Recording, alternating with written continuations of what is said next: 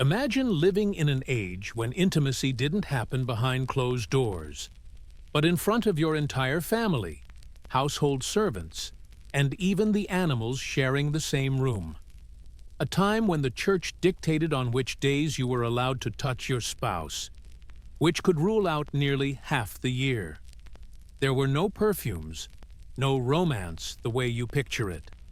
And yet, this was normal in the Middle Ages. The real question is, could you handle even one medieval night of intimacy? But before we go any further, make sure you're subscribed to this channel.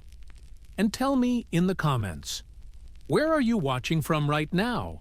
And what time is it there? It's amazing to see this community of time travelers growing every day. If you think it's awkward sharing a bedroom with a sibling, imagine life in a medieval house. One single room served every purpose: cooking, sleeping, storing tools. And yes, even those private moments. Only, you were never truly alone. There was the mother-in-law snoring in the corner, children turning over in the straw, goats chewing in the stable, and chickens scratching by the bed. Privacy? Forget it. Couples improvised, whispered, and hoped everyone else was either asleep, or at least pretending not to notice. And don't think nobles had it much better. In castles, servants often slept at the foot of the bed, watching everything. Traveling made things worse. At inns, it was common for strangers to share the same mattress. And when the long-awaited appropriate moment finally arrived, there were no roses, melodies, or soothing baths. Most often, what awaited was a damp straw bed, heavy wool garments steeped in smoke, and bodies that rarely encountered running water. The hygiene of the common worker might take place only once a month, or else when he accidentally stumbled into a stream. Soap was nearly unattainable, and deodorant wasn't even imagined. As for perfume, it was a privilege of the nobles, used more to mask odors than to delight. Sharing a kiss in the Middle Ages was a true adventure for the sense of smell. Teeth were, at best, scrubbed with ashes or chewed leaves. Thick woolen clothing trapped sweat, grease, and even remnants of meals. And yet, in the midst of all this, hearts still came together. There were courtships and wedding ceremonies. Perhaps because, when everyone exhaled the same unpleasant scent, love truly became blind and deaf to logic. Now think about this. If personal hygiene was already a disaster, marriage could be even worse. In the Middle Ages, weddings had little to do with passion or affection. They were mostly about land, livestock, and political arrangements. Two neighbors quarreled because a cow wandered into the wrong field. The solution was simple: marry off the children, and suddenly peace was restored. A bride might come with coins, rolls of fabric, or maybe a small plot of fertile soil. In return, the groom's family promised not to start a bloody brawl at the local market. Romantic, right? And here's the cruel twist. A bride's virginity was treated as a form of currency. It wasn't just a matter of morality. It was written into legal contracts, inheritance rights, and financial agreements. In many areas, after the wedding night, it was customary to display the blood-stained sheet as proof that the young woman had been untouched. If the cloth was clean, the marriage could be dissolved, and the honor of an entire family would collapse, along with their property, dowry, and political ties. And men? Oh, that was different. Male chastity was seen as an optional bonus. If the groom reached the altar with a little too much experience, no one cared. But if the bride had slipped even once, it could literally cost her life. Among nobles, arranged marriages worked like a giant chess game. Kings and lords moved daughters like pawns, sealing international alliances. Love? That was expected to arrive later, or not at all. For peasants, The system was more practical. If a man had land and tools, he was considered a good catch. A woman was judged by her ability to manage the household and, of course, her reputation. Still, not everything was stone and mortar. In villages, young people found ways to bend the rules. Secret songs whispered behind barns, stolen walks under the moonlight, or hidden kisses away from watchful eyes.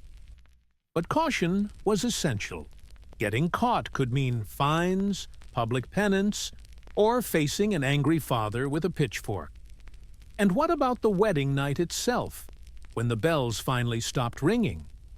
That's where it gets even stranger. You needed a religious calendar more confusing than modern tax codes. Monday?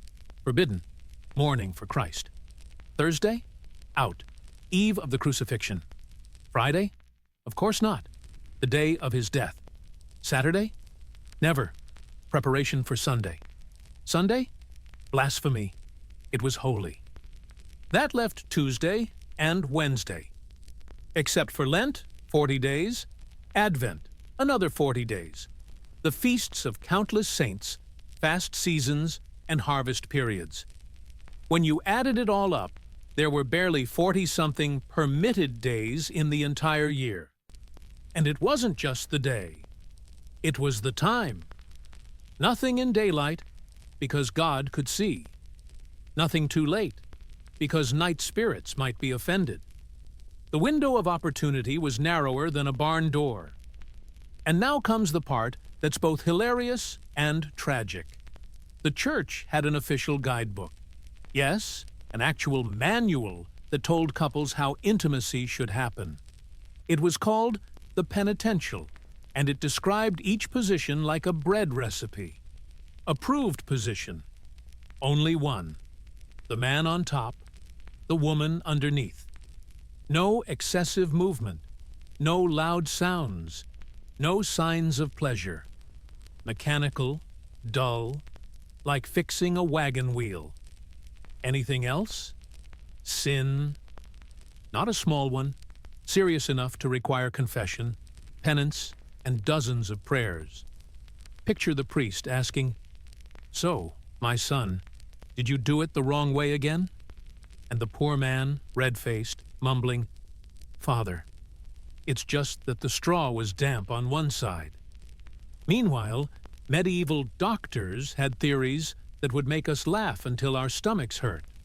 They believed the body was controlled by 4 fluids: blood, phlegm, yellow bile, and black bile. Each one supposedly influenced your performance in bed. A sanguine person? Fiery and passionate. Phlegmatic? Cold and lifeless. Choleric? Quick and explosive. Melancholic? Better not to even try. And they had recipes to balance these humors. Garlic was thought to heat things up. Cucumbers cooled you down. Wine mixed with honey was a powerful love potion. Imagine a medieval wife preparing dinner. "Tonight, we're having garlic, darling," if you know what I mean. And the husband already bracing himself for a long night. Things are about to get truly bizarre. Back then, there were no drugstores, so people had to get creative with whatever was on hand. Method number 1, jump backwards 7 times after the deed. Yes, really. They honestly believed this would keep a woman from getting pregnant. Picture it. The couple finishes, and suddenly she's hopping around the room like a kangaroo in the dark. Method number 2, drink bitter herbal teas. The nastier the taste, the more powerful it was supposed to be.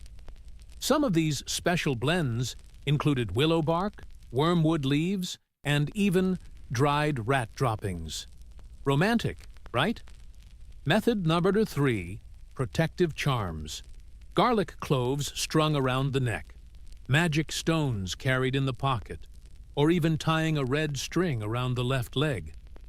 As if pregnancy were some evil spirit you could scare away with party tricks. The funniest part? A few of these methods actually worked. but only by accident. Those toxic brews sometimes made women so sick their bodies couldn't conceive. Effective? Maybe. Safe? Not even close. Forget roses and chocolates. In the Middle Ages, courtship had its own strange playbook. Knights had to prove their devotion in some pretty ridiculous ways.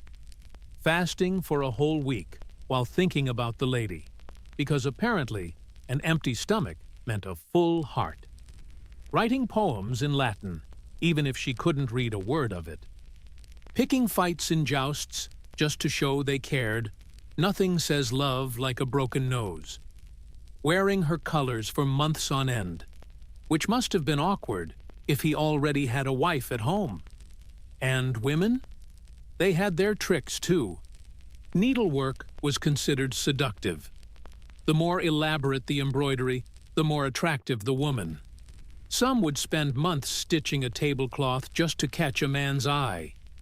Think of it as the medieval Instagram profile. Singing was another must, but not love songs. Oh no, religious hymns.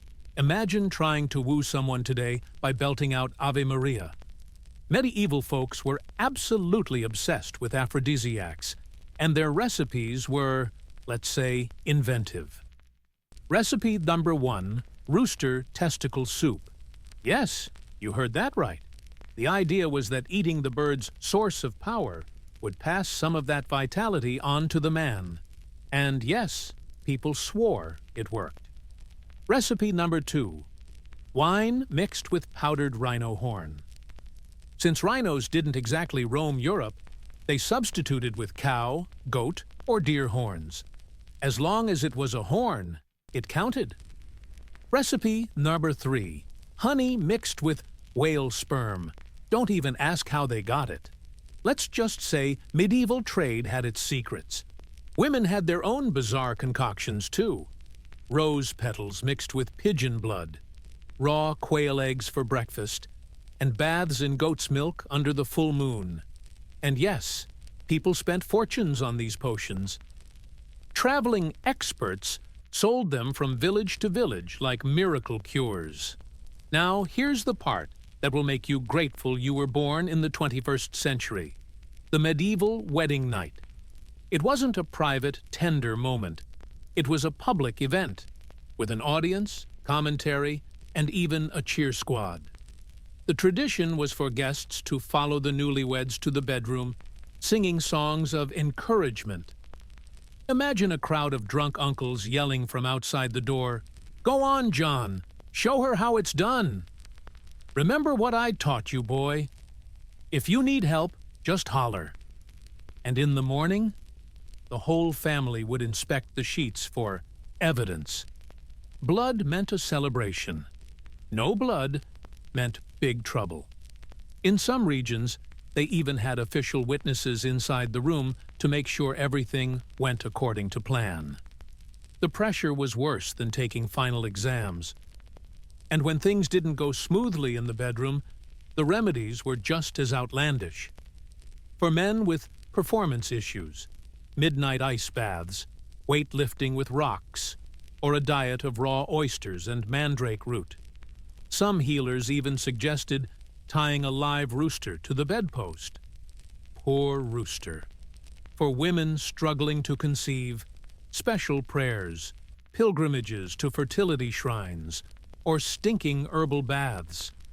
One remedy involved drinking tea made with unicorn hair. Since unicorns don't exist, they just used horsehair. Close enough, apparently. Of course, there were always the so-called relationship experts of the village, usually elderly women, who sold potions, charms, and advice that ranged from silly to downright dangerous. One infamous recipe was the bath of passion.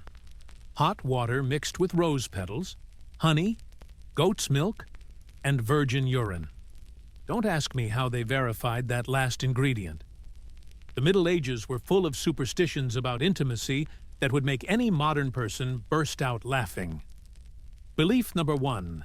Making love during a full moon supposedly guaranteed a baby boy. Under a new moon, you'd get a girl. If the moon was waning, the child would grow up weak. But if it was waxing, the baby would be as strong as an ox. Couples went absolutely crazy, trying to time everything according to lunar cycles. Imagine scheduling your love life based on moon weather. Belief number 2. The way the bed was positioned decided the destiny of the household. Facing east meant wealth, west meant bad luck, north brought clever children, and south created lazy ones. Some people literally dragged their beds around the room week after week to adjust their future. Belief number 3. Dinner menus supposedly affected performance. Garlic gave strength, onions gave stamina, honey brought sweetness, and vinegar. Well, vinegar was avoided for obvious reasons. Belief number 4. The color of your nightwear mattered. Red was for passion. White symbolized innocence. Blue meant calm. Black was forbidden, since morning clothes didn't exactly match the mood. Some women even kept entire wardrobes of nightgowns in different colors for different occasions. But intimacy wasn't only about the bedroom. In the Middle Ages, there were people whose entire profession revolved around romance. The matchmakers knew every eligible bachelor and bachelorette within a 30-mile radius.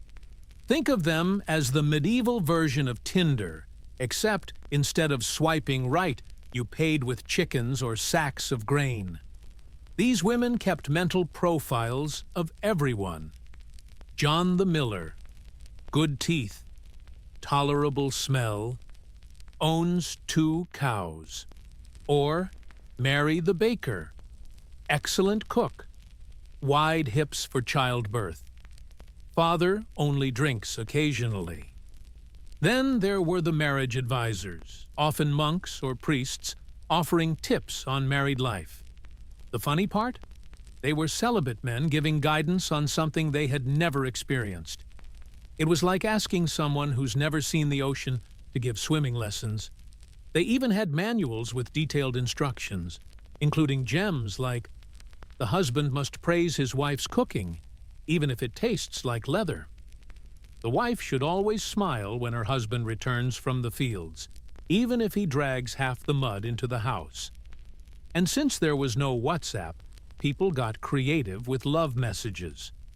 The most common method was through symbols. A flower left on the window meant, "I'm thinking of you." A stone on the roof signaled, "Meet me in the barn." A dry twig on the door. That was code for, "My mother-in-law is here. Better wait." Love letters did exist, but since most people couldn't read or write, they had to hire scribes. Picture this. Write, "My dearest Joanna." All right, go on. Say that I think of her every night. Okay. And that her eyes are like what, sir? Like 2 glowing wormholes. Are you sure about that? Just write it down. Poetry isn't my strength. Messages also traveled through third parties, neighbors' kids, gossiping godmothers, even animals. Some people actually tied notes to chickens' necks and sent them across the village. Before the wedding, there were rituals that would make today's reality shows look tame. The test of virtue for women could be downright cruel. In some regions, the bride had to walk barefoot over hot stones. If her feet weren't burned, she was considered pure. If they were, gossip spread instantly. For men, the test of manhood involved odd competitions, lifting sacks of grain, breaking stones with bare hands, or contests of fasting endurance. The banquet challenge was about proving you could provide. The groom had to throw a feast for the entire village. Many went into debt for years just to impress. And then came the bed ritual. Don't get the wrong idea. It wasn't about watching the couple. The whole community would enter the newlyweds' home to bless their marriage bed. They sprinkled flower petals, splashed holy water, and sang songs. Some were, let's say, very straightforward. May children come in plenty, and grow strong and hearty, to work the family land, and keep the old ways alive. When it comes to medieval romance, the truth is stranger and funnier than fiction, and it deserves a closer look. In the Middle Ages, people came up with some of the strangest ideas to avoid pregnancy. One belief was that after intimacy, a woman should sneeze exactly 7 times to expel any chance of conception. To help with that, pepper was often kept conveniently by the bedside, ready to trigger sneezes in case of emergency. Another practice was even stranger: drinking water that had been used to wash a nun's feet. The reasoning was that the holiness of the nun would somehow cleanse the woman's body. Of course, the poor nuns had no idea their wash water was being smuggled around as a fertility antidote. Some women also walked around with a silver coin tucked inside the left shoe. Silver was thought to be a cold metal that would cool down reproductive urges. Not surprisingly, many ended up limping discreetly because of it. And, perhaps the oddest of all, some couples restricted intimacy only to days starting with the letter T, like Tuesday, or the 3rd day of the month if it happened to fall on a Tuesday. Needless to say, that severely cut down their chances, which ironically made the method work. Physicians of the era weren't much better. Their medical diagnostics bordered on comedy. If a man struggled with performance, the doctor might examine the shade of his urine, sniff his breath, or even inspect the texture of his saliva. From there, treatments were prescribed: icy baths, days of fasting, or bizarre exercises such as running in circles 50 times at dawn.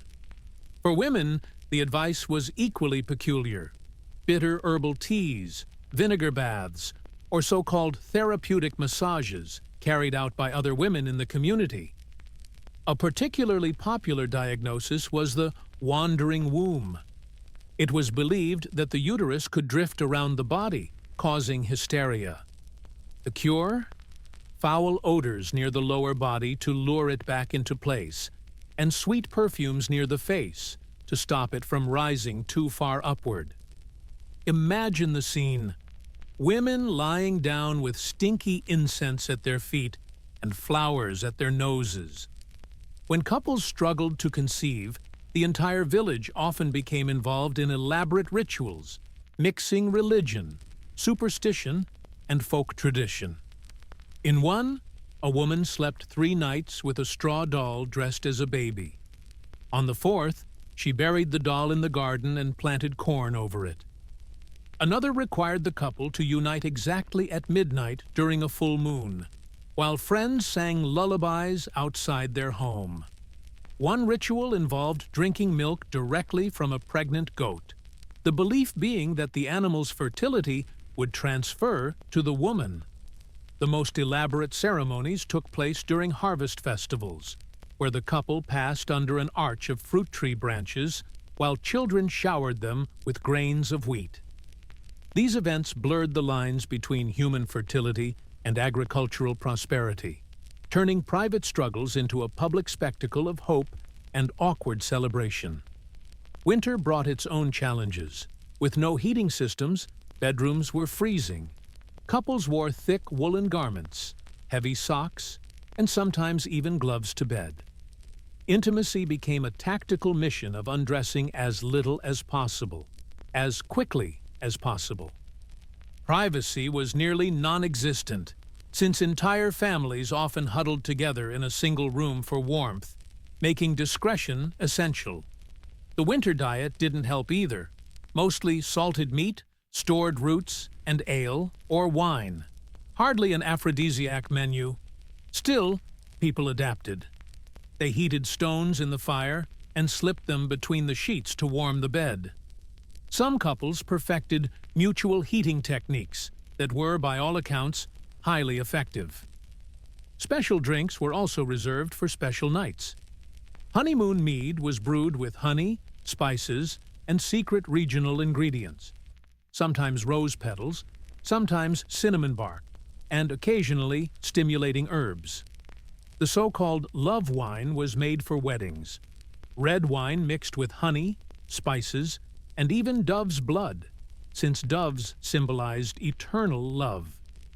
A fertility ale also circulated, dark, strong, and brewed with barley, raw eggs, and herbs gathered under the full moon. It tasted awful, but couples drank it, believing it would improve their chances. And since there was no formal sex education, knowledge was passed down in whispers. Young brides heard last-minute advice from mothers, aunts, or grandmothers the night before their wedding. These secret talks included phrases like, "Close your eyes and think of angels." "Don't make noise, the neighbors will hear." Or, "If it hurts too much, bite down on a cloth." Tease? This was the extent of preparation for a lifetime of intimacy in the medieval world. A strange blend of superstition, folklore, and awkward tradition. For young men back then, the guidance usually came during conversations with fathers, uncles, or older men, often over mugs of ale. The advice itself was just as peculiar as the times. Be gentle, but not too soft. Don't take too long, she might faint. Or, if she cries, that's normal. Alongside these strange talks, there were also so-called marriage handbooks, written by clergymen, laying out strict rules for conjugal duties. These books were drier than legal documents and turned intimacy into something that felt more like paperwork than passion. Life in the Middle Ages even had a seasonal schedule for romance, dictated almost like farming. In spring, when everything symbolized renewal, newlyweds had a little more freedom, though holy days like Easter still imposed restrictions. Summer brought endless labor in the fields, leaving little strength for affection, except during the more relaxed summer festivals. Autumn was wedding season, a time of harvest celebrations and plenty of activity before the cold set in. Ironically, winter, with its freezing nights, ended up being the peak of conception. Less farm work and more time huddled indoors meant an explosion of babies 9 months later. And that's where this bizarre journey through medieval intimacy leads us. A world both restrictive and oddly inventive. After diving into an hour of the strangest corners of medieval love life, one truth stands out. Sure, they lacked streaming services, food delivery, or dating apps, but imagination was never in short supply. Whether it was hopping around like a rabbit to dodge pregnancy or carrying wolf-tooth charms for performance, medieval people showed that love always found a way, even in the strangest circumstances. Today, you might complain that your crush ignores you on WhatsApp, but imagine having to send a chicken with a note tied around its neck. Think your mother-in-law is difficult? At least she's not snoring by your bedside while keeping an eye on you. Worried about oversharing online? Medieval villagers had the entire community gossiping about your bedroom life. When you step back, maybe we should be grateful to live in a world where daily baths are possible. Privacy actually exists. You don't have to consult a church calendar before kissing your partner. Fragrance is affordable and no one is checking bed sheets for proof of anything. If anything, the medieval world reminds us that love adapts through superstitions, rituals, and endless social interference. The big question is, could you handle a medieval date night?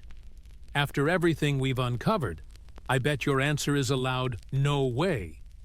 Still, it does give you the best stories to share today. Nothing breaks the ice like talking about wolf-tooth amulets or holy foot baths stolen from convents. If you've made it this far, congratulations. You now officially know more about medieval intimacy than nearly everyone else on the planet. Use this wisdom carefully, or at least as party story material to make your friends laugh. And remember, the next time your love life feels complicated, Think of those medieval couples, dealing with mother-in-laws at the foot of the bed, chickens pecking around the straw mattress, and the church deciding which days you were even allowed to be affectionate.